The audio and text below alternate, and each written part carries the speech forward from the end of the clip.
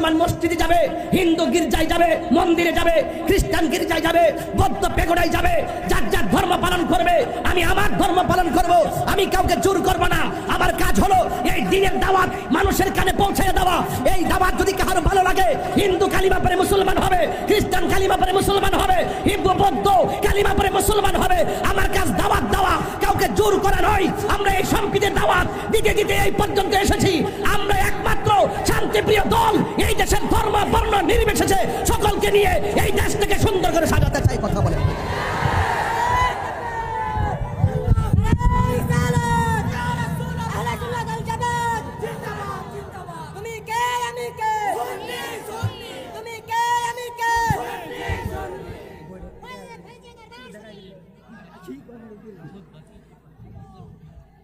আল্লাহু আকবার জোরে বলেন।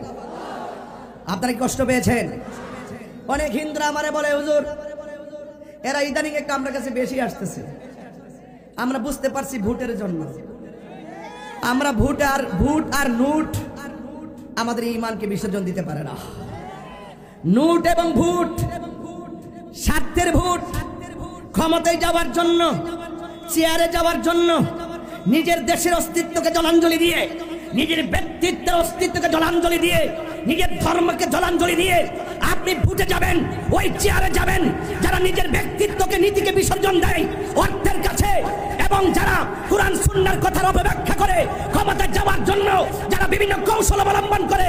আমি তাদেরকে ধাক্কাহীন কণ্ঠে রংপুরের জমিনে বলতে চাই, আহলে সুন্নাত ওয়াল জামাত এবং বৃহত্তর সুন্নি জোট একটাই কথা বলতে চাই, আমরা এই দেশের ভিতরে যারা ইসলামের অপব্যাখ্যা করে চেয়ারে বসতে চাই, যারা ইসলামকে কলুষিত করে চেয়ারকে বসতে চায়, আমরা নিজের নীতিকে বিসর্জন দিয়ে যেই চেয়ার আমাদেরকে ডাকে সেই চেয়ারকে আমরা লাথি মারি।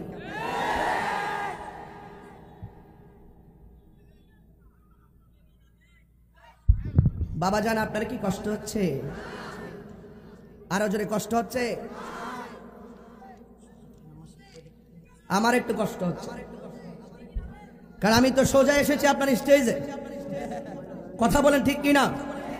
গত রাত্রে 2টা প্রোগ্রাম করে আপনাদের রংপুরে এসে আপনাদের মহব্বত দেখে খুদার কথা বলে গেছি। এরপর আবার আমার লাইফ পার্টনারকে ডায়মন্ডের গিফট করা হয়েছে।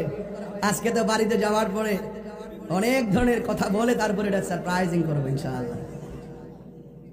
তুমি আসো কেন? তোমার কি 12 বছর পূর্ণ হয়েছে? তাই তুমি আসলে কেন?